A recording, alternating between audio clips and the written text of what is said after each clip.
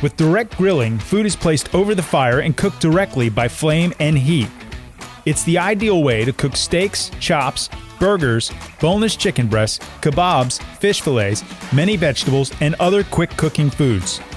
Generally, foods that are tender, less than 2 inches thick, and boneless are good candidates for direct grilling.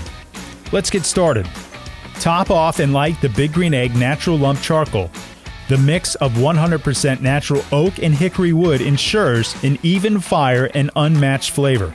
After a few minutes, add the cooking grid with no convector. While the stainless steel cooking grid works perfectly for grilling, the cast iron cooking grid retains heat for those beautiful sear marks. Bring the egg up to the desired temperature. Grilling temperatures generally range from 400 to 750 degrees, depending on the food that you are cooking. Direct grilling sears the exterior surface of the meat to form a delicious crust with the juices locked inside. But unlike other grills that allow all the heat to escape into the atmosphere, the Big Green Egg is designed to grill with the dome closed, and that is one of the secrets of the phenomenal results. Please note, never quickly open a hot egg all the way.